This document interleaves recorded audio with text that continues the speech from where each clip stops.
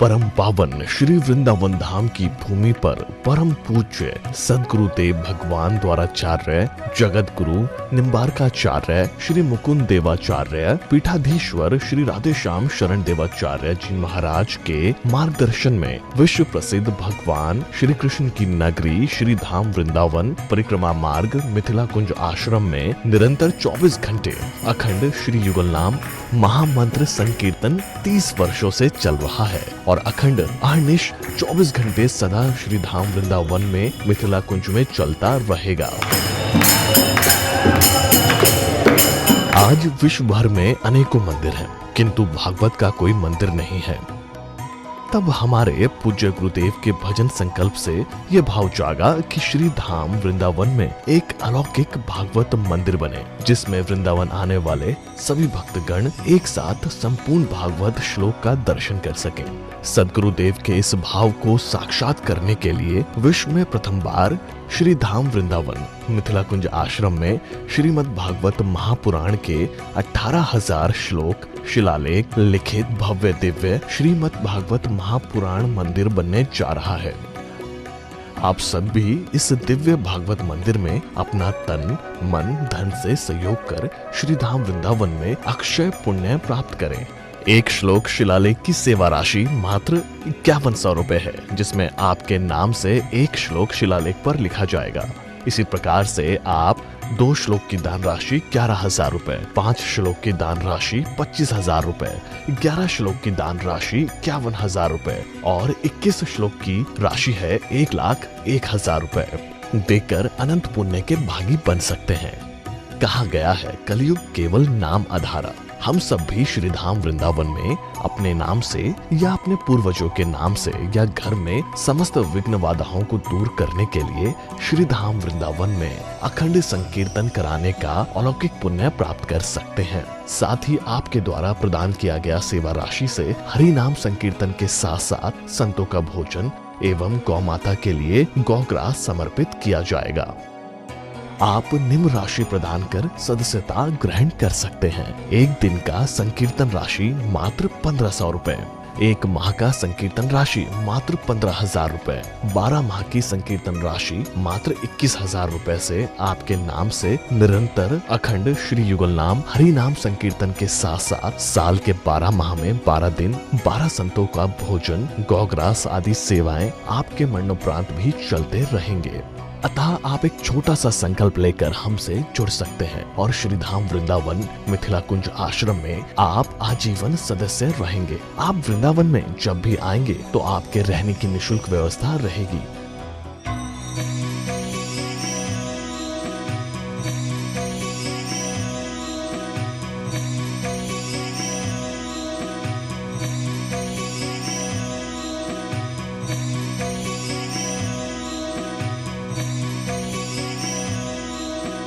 ये संस्था 80G के अंतर्गत कर मुक्त है, जिसके द्वारा आप अपने दान पर टैक्स की छूट प्राप्त कर सकते हैं।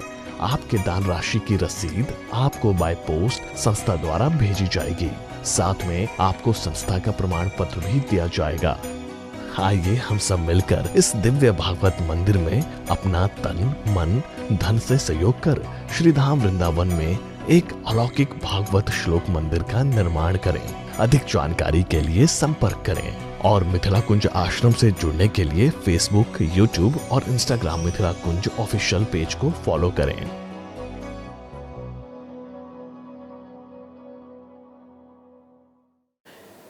राधां कृष्ण स्वरूपाम्बे कृष्णं राधा स्वरूपिणं कलात्मानं निकुञ्जस्थं गुरुरूपं सदा भजे। श्री वृंदावन बिहारी लाल की जय। जय जय श्री राधे, जय जय श्री राधे। सज्जनों, आज के प्रसंग संत संदेश के माध्यम से हमें स्वयं को, अपने आप को धर्ममय होना है। कल के प्रसंग में मैंने आपसे कहा था, सत्य धर्म के आदर्श के प्रतिमूर्ति प्रभु श्री राम हैं। जीवन में सत्य है तो आप हर जगह, हर पल निरंतर मुस्कुराते ही रहोगे।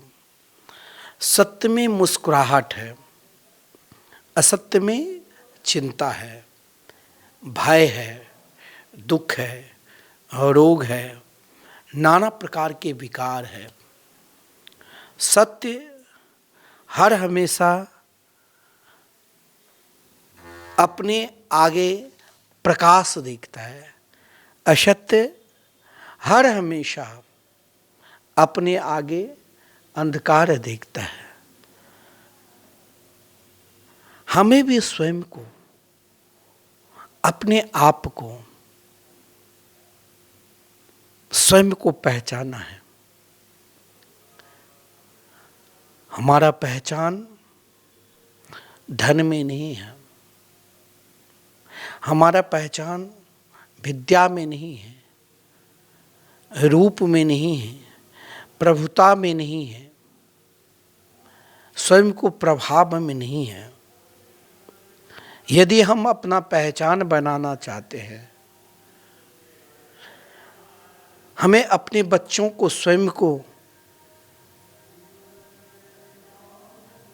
पहचान कराना चाहते हैं, केवल यही पहचान नहीं है कि आप उनके माता पिता हैं, आप उनके सगे संबंधी हैं।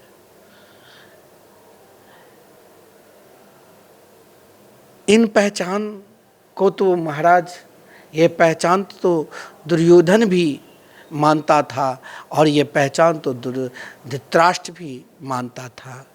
लेकिन हमारा पहचान एकमात्र धर्ममय होना चाहिए।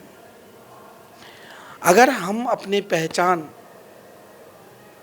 धर्ममय से अपने जीवन को जीते हैं और धर्ममय से अपनी जीवन की पथ को आगे बढ़ाते हैं, तो हमारे धर्ममय ही भगवान श्री कृष्ण हैं।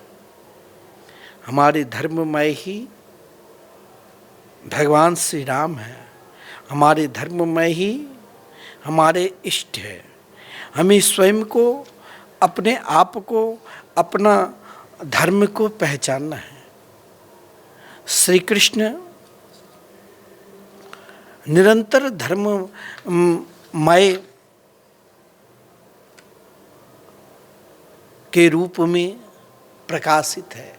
श्री कृष्ण को क्यों कहा गया है धर्ममय भगवान श्री कृष्ण? यानी भगवान निरंतर धर्म के पथ पर चले। उस धर्म के पथ पर सज्जनों कोई भी रुकावट करे तो उसे त्यागना पाप नहीं है। श्रीमद् भागवत महापुराण में आदरणीय श्रीमान सुखदेव जी ने पंचम स्कंद में श्री ऋषभदेव जी अपने पुत्रों को दिव्य धर्ममय के उपदेश दिया कि धर्ममय भगवान श्री कृष्ण को पहचानना है, परमात्मा को पहचानना है। तो जो धर्म से दूर, चाहे आपको कोई प्रिय से प्रिय क्यों ना हो, जिसे आप बहुत प्रिय मानते हो, जिसे आप बहुत अपना मानते हो, यदि आपके वो धर्म में बाधा करे तो उसे त्यागना भी हमारे शास्त्र में पाप नहीं बताया गया है। चाहे कोई भी हो, आपके प्रिय से प्रिय सज्जन हो, प्रिय से प्रिय जिसको आप अपने जीवन में सर्वश्रेष्ठ मानते हो, जिसके बिना एक पल भी, एक क्षण भी आप उनसे अलग नहीं हुए, निरंतर आप उनको अपने पास रखे हैं। आप निरंतर उनको आदर दिए हैं, फिर भी सज्जनों अगर वो आपके धर्म में विघ्न है तो ये भगवान श्री कृष्ण के सिद्धांत है। क्या? गुरुर्न सस्यात् स्वजनो न सस्यात् पिता न सस्यात् जननी न सास्यात् देवं न तस्यात् न पतिश्च सस्यात् नामोचेद्य समुपेत मृत्युम। धर्म में आप यदि धर्म के पथ पर चल रहे हो, आप स्वयं निरंतर उस धर्म पर हैं जिस धर्म में आपका संबंध बिल्कुल भगवान से हो चुके हैं, आपका विश्वास बिल्कुल भगवान से जुड़ गए हो, आप भगवान के सिवा और किसी में समर्पित ही नहीं है, तो उन धर्म को पहचान आपने कर लिया है। और उन धर्म को पहचान आपको किससे हुए हैं? आप स्वयं धर्ममय हैं। अगर उस समय आपको कोई भी प्रिय है तो उससे महाराज युद्ध भी करना पड़े, मारना भी पड़े, त्यागना भी पड़े तो पाप नहीं है इसमें। चाहे गुरुजन हो, गुरु न सस्यात्, चाहे स्वजन हो, चाहे पिता हो, चाहे माता हो, चाहे देवता हो, चाहे पति हो, चाहे पत्नी हो, धर्म में जो बाधा देना उसे त्यागना हमारे शास्त्र में सज्जनों पाप नहीं कहा गया है। भगवान ने दुर्योधन को भी धर्म के उपदेश देने के लिए आए, लेकिन ध्यान देना जिसके पास अधर्म प्रबल है वो चाहे आप नाना प्रकार की शिक्षा दो, नाना प्रकार के समझाओ, लेकिन वो अपने जीवन में मात्र अधर्म परायण को ही सर्वश्रेष्ठ मानेगा, अधर्म के सिवा और कुछ नहीं। तो भगवान क्या दुर्योधन को साथ दे सकता है? नहीं, ऐसा नहीं है। दुर्योधन भी उसी कुल का है और पांडवों भी उसी कुल का है, लेकिन अंतर क्या है? एक निरंतर धर्म परायण है, धर्म पर आश्रित है, और एक निरंतर अधर्म परायण है और अधर्म पर आश्रित है। एक बात आप ध्यान देना, चाहे कितने भी आप प्रभावशाली क्यों ना बन जाओ, लेकिन अगर आप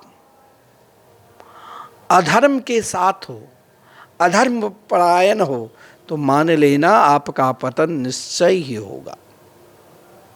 कहेंगे कहाँ अभी कहाँ हो रहा है, मेरे पड़ोसी तो खाली अधर्म में ही लगे हैं, आप नहीं देख रहे हो। उनको अनुभव होगा, वो उनके अंदर हर हमेशा चिड़चिड़ापन बना रहेगा, क्रोध में डूबा रहेगा, कामना में डूबा रहेगा, लोभ में डूबा रहेगा, धन रहते हुए भी बेचैनी रहेगा, प्रभाव रहते हुए भी अशांति में रहेगा, सब कुछ रहते हुए भी महाराज हर हमेशा व्याकुलता में रहेगा। यही तो अधर्म के सीढ़ी है। जैसे आप फर्स्ट फ्लोर पर, सेकंड फ्लोर पर जाते हो तो जीना की सहारे से जाते हो। अधर्म उस सहारे से बढ़ रहे हैं, लेकिन आपके पास कुछ नहीं है, ना धन है, ना प्रभाव है, ना कोई जानते हैं। फिर भी सज्जनों, अगर आप धर्मपरायण हैं तो धर्मपरायण के साथ श्री कृष्ण हैं, भगवान श्री राम हैं। उस धर्मपरायण में महाराज अगर कोई भी प्रिय से प्रिय विघ्न डाले तो उनको नष्ट करना कोई अधर्म नहीं है। धर्मराज युधिष्ठिर महाभारत के युद्ध के समय द्रोणाचार्य जो गुरु के स्वरूप में थे, जिसे धनुर्विद्या सर्वोपरि ग्रहण किया था, वही द्रोणाचार्य जब अधर्म के साथ दिया और धर्म के अनेक सैनिक परास्त होने लगे, तब भगवान ने सोचा संपूर्ण शास्त्रों के ज्ञाता होकर अगर भगवान के मंगलमय नाम पर विश्वास नहीं है तो ध्यान देना, हो सकता है उसका पतन कभी न कभी हो सकता है, वो अधर्म के साथ देने लग जाए। द्रोणाचार्य जी जब अधर्म के साथ देने लगे तो भगवान ने सोचा यहाँ एक ही धर्म बचता है, इनका किसी तरह यहाँ से हटाना। तो धर्म को भगवान ने कहा मेरे निकट आओ, आपको एक शब्द बोलना पड़ेगा। धर्म ने कहा प्रभु मैंने तो शब्द एक ही अपने जीवन में रखा और वो धर्म रखा। बोले नहीं, आज इनको देखना है। बोले ये तो गुरु है। बोले नहीं, ये अधर्म का साथ दे रहा है, ये असत्यमय हो चुका है। हमारा मैं जो अवतार लिया हूँ वो सत्य के लिए, और ये निरंतर असत्य के साथ दे रहे हैं, अधर्म के साथ दे रहे हैं। इसीलिए धर्म को भी कहना पड़ा, चाहे महाराज मुख खोल कर या धीरे से मन से ही बोला, नरोवा कुंजरोवा। कौन? अश्वत्थामा। अश्वत्थामा नाम के हाथी मरा था, लेकिन महाराज नरोवा या कुंजरोवा इस शब्द को भगवान ने कहा कि यदि ये शब्द आपने जोर से प्रचार कर दिया तो फिर जिस ऐसे महापुरुष जो अधर्म के साथ दे रहे फिर इनका उद्धार नहीं हुआ। इसीलिए नरोवा कुंजरोवा जब बोलने लगे तो भगवान उससे पहले अश्वत्थामा था, ये तो सुनाई दिया द्रोणाचार्य को, लेकिन नरोवा कुंजरोवा में तब तक भगवान ने शंख, धर्म रूपी शंख को बजाया कि यहाँ अधर्म का प्रवेश नहीं है। आज श्रीमद् भागवत महापुराण के मंदिर बनने जा रहे हैं। आप कहोगे क्या मंदिर बनाकर केवल ग्रंथ रखेंगे? नहीं, उन मंदिर में भागवत के 18,000 श्लोक आप एक साथ दर्शन करोगे, और आप यदि धर्ममय होकर भागवत के एक श्लोक प्रदान करते हैं ना, वो आपका परिश्रम के पैसा है, आपने धर्ममय कमाया है। तो समझ लो हम स्वयं धर्म के स्वरूप परमात्मा को विराजमान कर रहे हैं, क्योंकि भागवत साक्षात धर्म शास्त्र है, ये वेद शास्त्र है, पंचम वेद शास्त्र है। और आप श्री धाम वृंदावन में कई भक्त, मैं उन भक्त को जो भक्त दान देते हैं कहते मेरा नाम नहीं लेना, मैं इसीलिए नहीं लेता हूँ, लेकिन जो भक्त भागवत मंदिर में आज सहयोग कर रहे हैं उन भक्त को, ऐसे सौभाग्यशाली भक्त को मैं बार बार साधुवाद और धन्यवाद देता हूँ। उन भक्तों को भी जो लगातार श्री धाम वृंदावन में 32 वर्षों से एक ही जगह पर, एक ही स्थान पर निरंतर 24 घंटे हरिनाम महामंत्र, युगलनाम महामंत्र के जाप चले, संकीर्तन चले, उन स्थान के आप स्वयं सोच लेना कैसे सिद्ध होंगे। क्योंकि शास्त्र में कहा गया है कि 12 साल तक आप एक तस्वीर की भी पूजा करते हैं नित्य, तो उसमें प्रत्यक्ष रूप आ जाता है। और यहाँ प्रत्यक्ष भगवान के मंगलमय नाम संकीर्तन लगातार 32 वर्षों से चल रहे हैं। कई भक्त हैं जो एक दिन के संकीर्तन करा रहे हैं, उनको भी बहुत बहुत धन्यवाद, साधुवाद। कि ऐसे भी भक्त हैं जो मैं कहता हूँ कोई जो जब तक आप जिंदा रहोगे तब तक आपके नाम से साल के 12 दिन नित्य संकीर्तन चलेंगे और 12 संतों की भोजन। और मरणोपरांत आपके लड़के बच्चे हो सकता है आपके तिथि भूल जाए कि कब जिमाना है, परंतु आपके नाम से मरणोपरांत भी श्री धाम वृंदावन में लगातार साल के 12 दिन आपके नाम से ही कीर्तन होगा और 12 संतों की भोजन। सज्जनों, कई भक्त ब्रज 84 कोस परिक्रमा के लिए भी आग्रह किया, तो जिसे ब्रज 84 कोस परिक्रमा वाहन के द्वारा करना है वो हमारे कार्यालय नंबर जो चल रहे हैं आप संपर्क कर सकते हैं।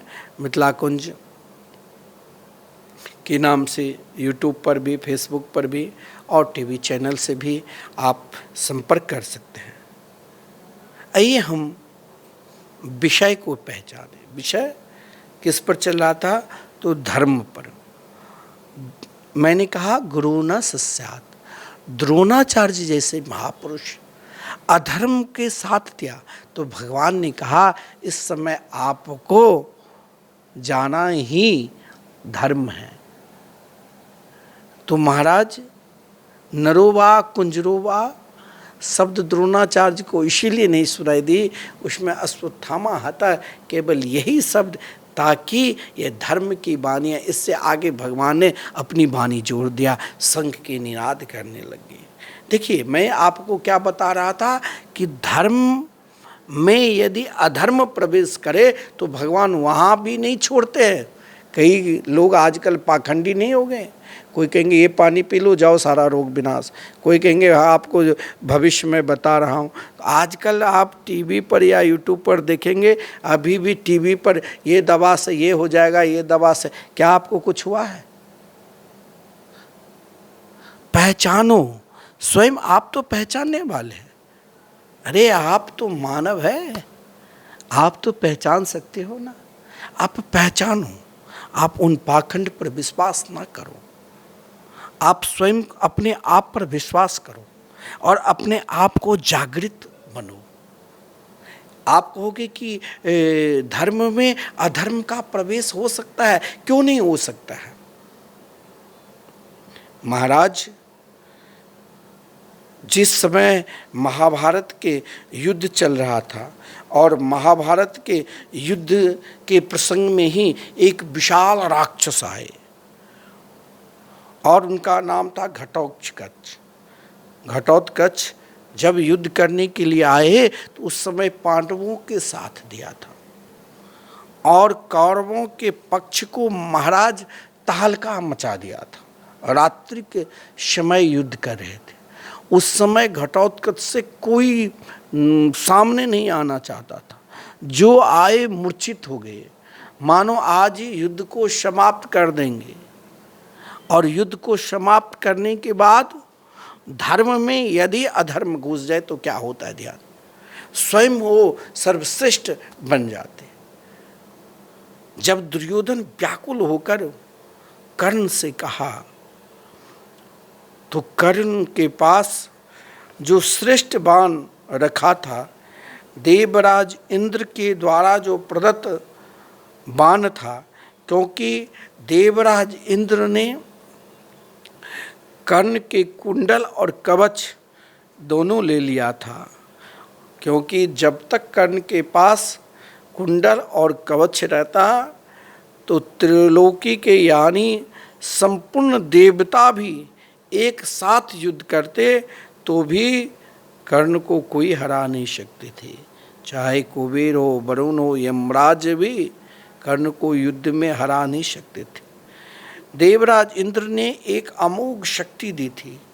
कर्ण ने उस अमोघ शक्ति को रोज पूजा करते थे और कर्ण ने अपनी माता कुंती को भी विश्वास दिया था कि तेरे 5 पुत्र निरंतर रहेगा।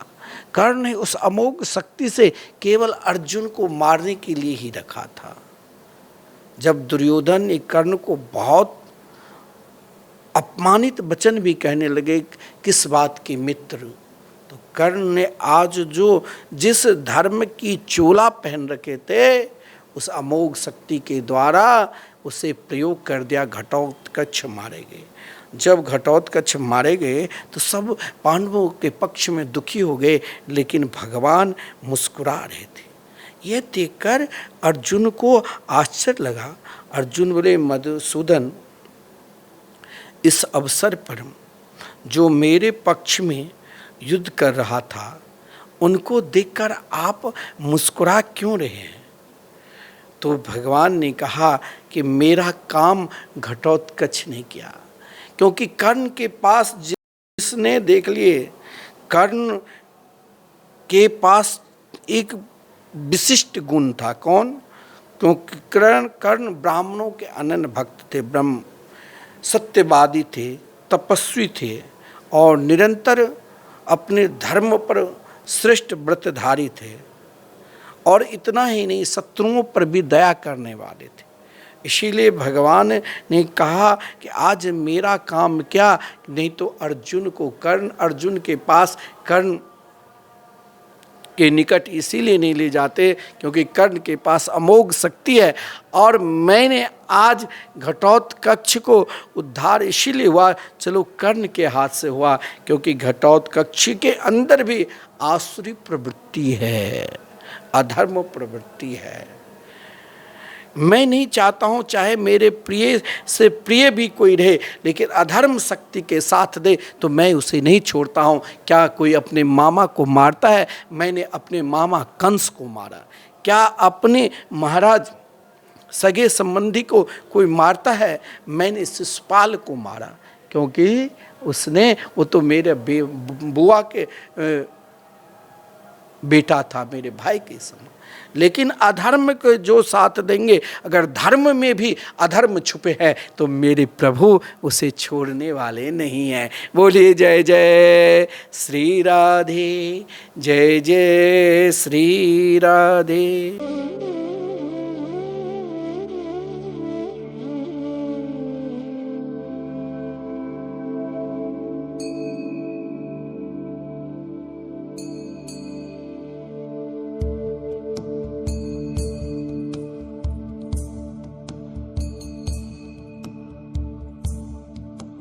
परम पूज्य द्वाराचार्य जगत गुरु निम्बार्काचार्य श्री मुकुंद देवाचार्य पीठाधीश्वर श्री राधे श्याम शरण देवाचार्य जी महाराज के कृपा पात्र शिष्य परम पूज्य महामंडलेश्वर श्री किशोरी शरण देवाचार्य जी महाराज के सानिध्य में श्रीधाम वृंदावन की पावन भूमि पर मिथिला कुंज प्रांगण में विश्व में पहली बार श्रीमद् भागवत मंदिर बनने जा रहा है।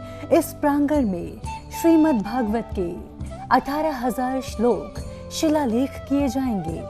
आप सभी भक्तगण भी इस मंदिर में सहयोग कर सकते हैं। एक श्लोक की सेवा 5100 रुपए, 2 श्लोक की सेवा 11,000 रुपए, 5 श्लोक की सेवा 25,000 रुपए, 11 श्लोक का दान 51,000 रुपए, 21 श्लोक का दान 1,01,000 रुपए। अधिक जानकारी हेतु संपर्क करें।